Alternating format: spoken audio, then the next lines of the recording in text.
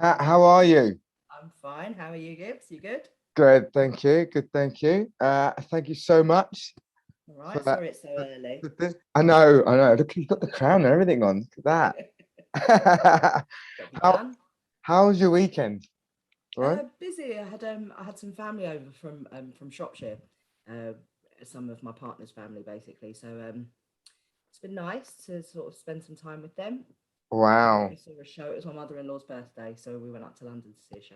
Very nice. Very nice. So, Kat, thank you so much for doing this. I don't know if you saw or read much about what we do over on my LinkedIn page. But yeah, it was nice to see that especially a black woman for so long has won Miss Great Britain. So I thought today, really, or just this morning, I'd go through a few questions with you, just about your background. So one of the first things that I think a lot of people want to sort of find out really is this something that you wanted to do growing up as a sort of a young girl? Did you sort of have your eyes on being a beauty queen, so to I'll speak? be honest, no. I always kind of felt like I was discounted out Right. because I've always been a woman of color. I've always, obviously, always been a plus size woman. Yeah. Even as a younger, like preteen, I was a big girl. Like I've Yeah. I've kind of watched those things in awe, kind of always wanting to aspire to have that opportunity, but not feeling myself represented, so didn't see the opportunities that were presented to me later in life. Right. So no, as a child, I didn't grow up wanting to be a beauty queen. However, it's something that I have always like kind of looked at and admired because you love the glam and the glitz Yeah. and the Yeah. crowns and the gowns and stuff, and you're like, wow, I wish that I fitted in there, Right. and Right. I didn't feel like So I did. was it something that inspired you? Like, I mean, when was the decision you thought, right, I'm going to give this a go? Was it later Actually, or back in 2014, right? I happened across an advert for a pageant that was looking for women over a size 14, Right. who size 14. Yeah. So it kind of piqued my interest because I didn't even realize that plus size pageantry was a thing, Yeah. like pageants that were specifically for women over size 14, Right. Right. to kind of ease them into mainstream pageantry. So Yeah. once I realized that that was an option for me, I thought, well, hey, this is my chance. Let me apply on a whim and see if I even get through. Yeah. And kind of dealing with a lot of like imposter syndrome and stuff back then Yeah. because I was just finding my own feet and my own confidence really.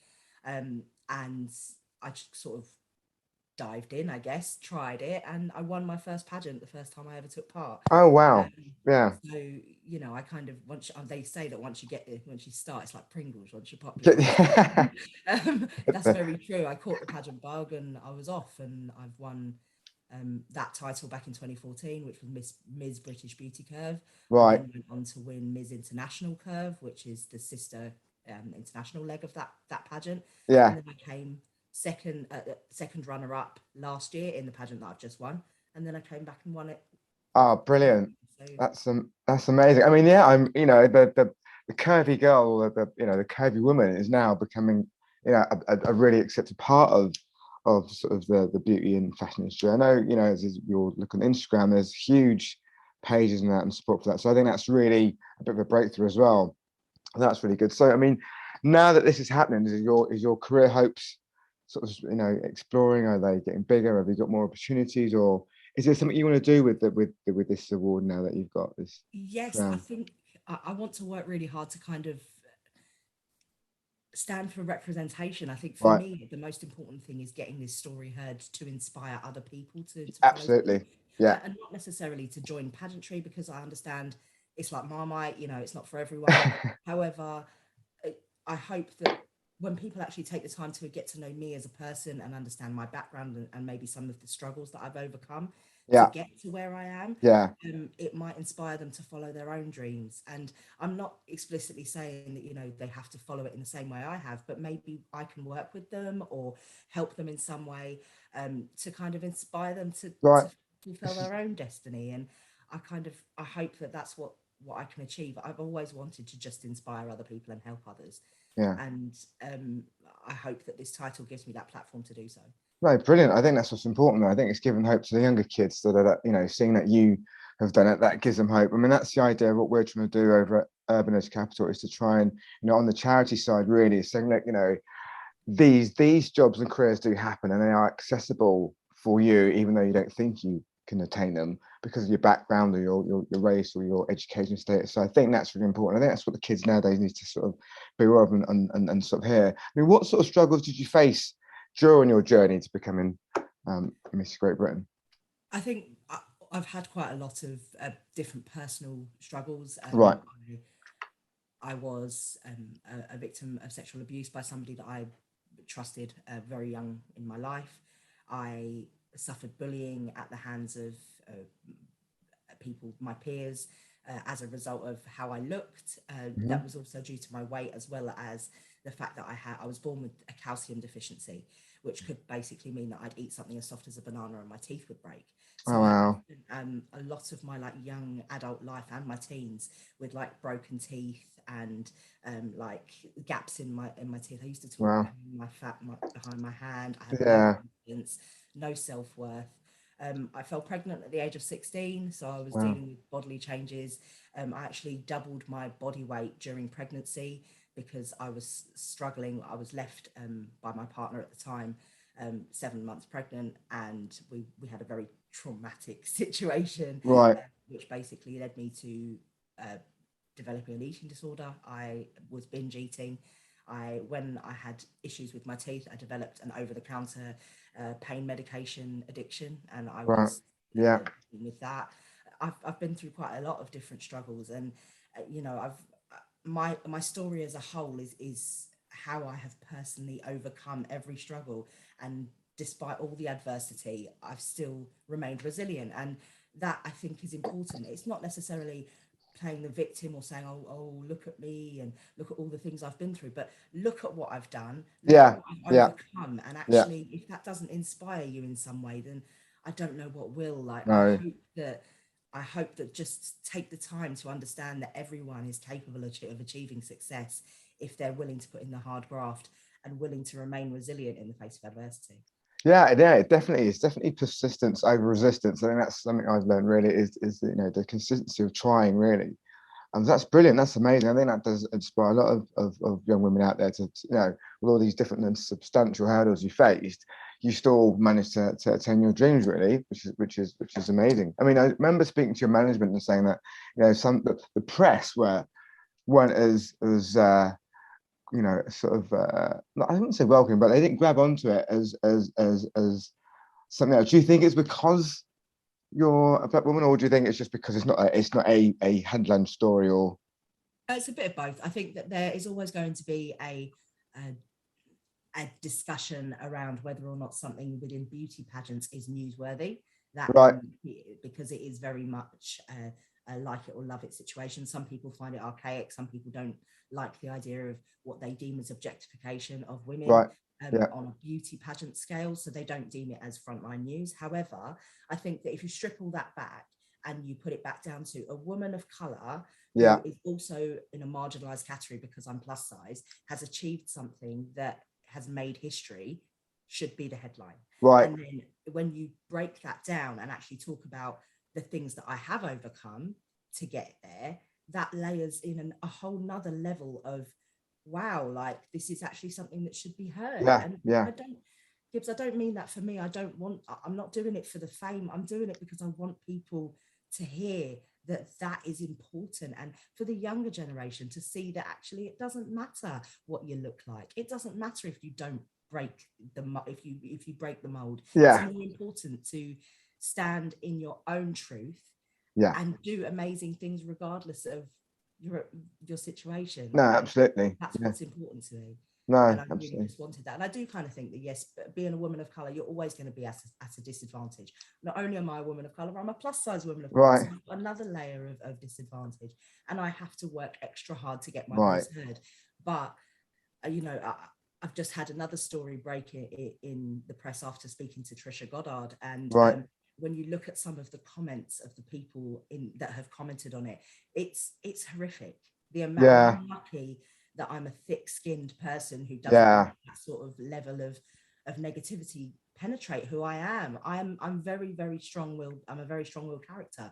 However, say for example, if I wasn't and I didn't have that level of self-worth that I didn't have, say, 10 years ago, if I'd read those comments, I could have been a Sophie Graydon. I could have been Yeah. somebody who took my own life. Yeah. Now, Yeah. that's not okay, guys. You know, you need to stop being so judgmental and actually listen to the person. I'm a human with feelings. And those comments, you can't stand behind this veil of I'm sharing my opinion. Your opinion doesn't have to be voiced in that way so that it impacts somebody on a negative basis.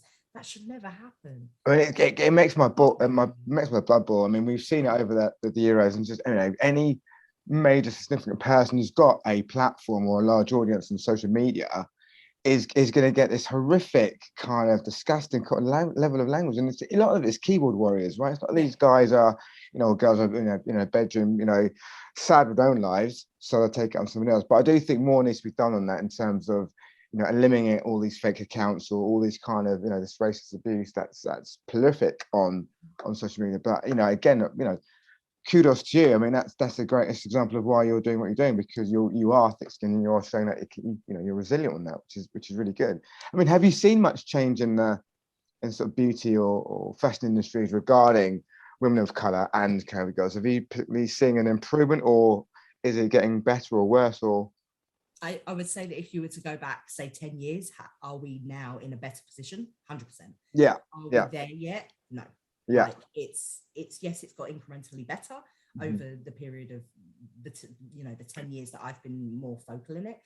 However, I don't think that we're finished. Like, we are leaps and bounds behind, say, the US in terms of representation and diversity within the mainstream media.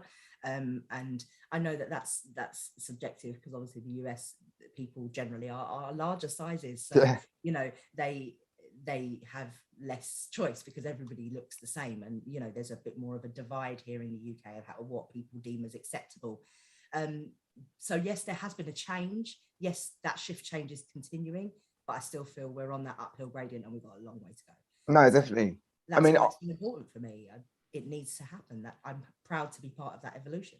And we need to see more, you know, more men and women like yourselves in these headlines, right? They need to be seen more. I think it's that, you know, visibility to some degree is credibility. So if kids can't see these men and women who are doing great things, then they have nothing to look up to. So, you know, one of the things that I'm looking to do, and what I sort of shout about, is getting more men and women of color in great leadership roles to be visible, to say, look, I've done it, I've overcome these steps, but now I'm, you know, CEO of this company, or I'm, you know, a leader in this industry. So that gives more, you know, a stepping stone or a ladder or a visual representation, so kids can say, okay, well, if he or she's done it, I can do it then. So I think that's where, you know, especially in the Black community, I think definitely more successful men and women need to come forward and be visual and say, look, you know, you can do it too. I think that will change a lot of dynamics as well. I think also on the flip side, it's about education. I think what we try and do is educate a lot of these leaders who run these big companies. I mean, from our side, working in the finance world, it does make financial sense for a company to be more inclusive. It does. It just does. The evidence is all there. But I think these leaders, a part of it is the fact that they may not know how to, you know, adopt this diversity inclusion plan within their companies, or what it's because it's been so long they've been in this certain role, and now the change is a bit scary, or, you know, fair for the job or whatever. But I think that education piece of how we can get over it is really important.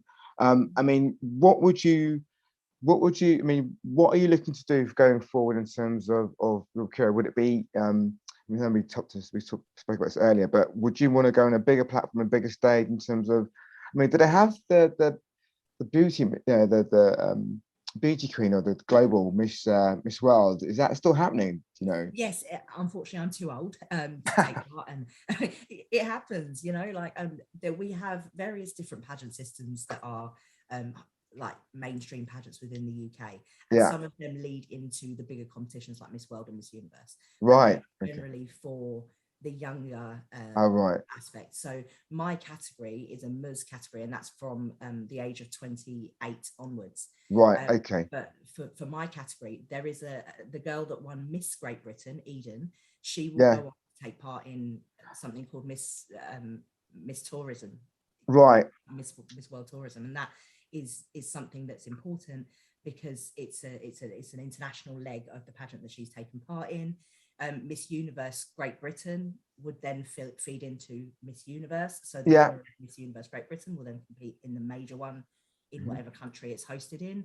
You know, Miss England goes on to Miss World. So, you know, those high profile pageant systems do feed into the greater Right. scale. Yeah. But unfortunately, because I'm in the older category, Mm-hmm. I don't get that opportunity. But that doesn't mean that I'm not a really vital part of that, because actually opening up those doors to people of marginalized situations, you know, like we've just started our classic division, right, which is for women over the age of 40 plus. That's bringing women, and there's no upper age limit, so that's brilliant. her 90 Yeah, taking part in a beauty pageant. If that's what drives her and yeah, she's passionate about it, why would we not want to celebrate that? You know, absolutely. it's a celebration of women. It's not objectification. And if you took 5 minutes to actually understand pageantry or talk to somebody within pageantry, you'll understand there's far more than just a beauty pageant. Right, It's, yeah. you know, there's a lot of volunteering, charity work, excuse me, philanthropic work all the way across. The people travel all over the world. They raise money and awareness for various different campaigns and charitable causes. We spend a lot of, people are like, oh, it's objectification and you're asking people to be judged on their beauty. Well, actually, no, the judging criteria is different for every pageant. You know, some people are judged on, some pageants judge on things like your character, right, your elegance, your confidence, mm. and, you know, and who you are as a person. There is a one-to-one interview where you are quizzed by the judging panel on, you know, sometimes even things as important as like current events and, right, and political situations, where you're weighing in on your opinion. We are figureheads. Yeah, We are role models for the younger generation. And that's not just about how beautiful we are. And that's what makes my blood boil, because people who think that clearly don't understand or know. And they're making a judgment based on what they consider to be an informed set of information, but it's incorrect. yeah. And they haven't taken the time to research it or understand it even further. I mean, I think growing up, you know, I mean, in the early days, watching it used to be on TV for a while, didn't it? And you know, it was. I mean, some of it. I mean, I do think it was quite unfair because, you know, the Miss World and Miss Universe, you know, some of the contestants were mocked because, you know, they didn't appear or come across as being the most, you know, intelligent people when asked in interviews. I think that kind of stigma kind of like set the tone for it for a while, and then it just disappeared off TV for a while. So I'm glad to see that, you know, there's a different sort of caliber of people in the industry now and applying. I mean, what sort of other companies are you getting approached now by companies to be the face of a brand or to be representative of you know, maybe a lingerie or a fashion house because of the fact that you're now Miss Great Britain? There will always be opportunities. I've also have, I won't say an unfair advantage, but I have an advantage because I am an influencer. Right. Okay. As a plus size influencer, and I have been for a number of years. That's right. my side hustle. Yeah. So I have contacts already. I have been ambassadors of lingerie brands and all right. different, Okay. you know, fashion brands already. So yeah. I have those connections very luckily. However, every title is different, and you do with it what you will. Like if I wanted to not do anything within like fashion, and I just wanted to use my platform for charity, then that would be totally okay. If I wanted to go and build schools in Uganda, I could go and do that if I wanted to. But each individual queen will have their own platform, goals. Their own goals. And for me, it's representation. So I do want to be the face of like certain different companies, because I think that will help the greater scale of representation for people who are marginalized. And if I can just make little incremental steps to help that, then I feel like I'm part of that evolution, I'm part of that change. And that's what's important to me. But also I am an influencer, so I will have those opportunities anyway, regardless of whether or not what's going on. The power of social media. So what's next then, Kat? What's have you got any major plans ahead of you for 2022, or you know, any I've got various different things in the pipeline. The next thing that I'll be doing is I'm turning on the Christmas lights at nice in Croydon, right, which is, you know, I remember going as a child and watching the turn on the Christmas lights, and sometimes it'll be like Anton Deck, and I'd be like, oh my god, it's Anton Deck. So I'm like the D-list celebrity that they managed to pick up to get on. call me that. But no, for me, that's my hometown. So Right, yeah. going back to my hometown to go and switch on the Christmas lights, it's pretty cool. That's I like nice. Yeah, that's good. You want to I'm going go. to do that. I'm quite happy to do that. But yeah, I'm just going to do what I can. And if I want to make it known that I'm available to help any small business, local, charities. Yeah, brilliant. If you guys want to use my platform and my voice, I have, a sizable social media following. If I can help anybody and empower any other like people to help them fulfill their dreams, then tap me in. Like, Brilliant. That's amazing. yeah, No, that's what I'm we'll here for. I've got a year to use this title to the best of my ability. So right. use me. So yeah, yeah, quickly. So when does it start again then, Kat? When's the next? Does it start every the It's a competition? year. You hold the title for a year. We hold the title forever, but you are the reigning queen for a year. Right. Okay. COVID has obviously thrown some spanners in the works. So last year's queen got it for like 18, 19, 21 months. Bless them. They did a fantastic job. And I'm not wishing a global pandemic, but I'd love the opportunity to go for a 2-year stint, but it's not for me. Can you reapply? Can you reapply over again? Can you sort of go in, or you? I'm 1 year off a classic, so who knows? I could Right, go jump into the next category. You wouldn't recompete for the same title. Okay. So I would not Okay. go back and go and be Ms. Great Britain 2022-23. That would Right. never happen. You'd go on to a different system. So, or you'd recompete in the same same overarching umbrella system, but as a different category. Different category. As the classic, basically, but that's not in the cards right now. I've got this for a year. Let me enjoy it. Yeah, just yeah. Have fun with it. Right? Absolutely. Well, Kat, look, thank you so much again for this impromptu interview. But I really appreciate it. And I think you've been as I said. I mean, we had to get in touch with you because it's such an inspiration to see, especially for Kerry women and the women of color, to know that it can be done. Because I don't think it's been 76 years, right? It's never been attained. So that's change, which is really good. So yeah, I mean, again, congratulations, Kat. Thank you so much. And yeah, we'll definitely be in touch. Thank you. Take care. Have a great week. Cheers. Take care. Bye-bye.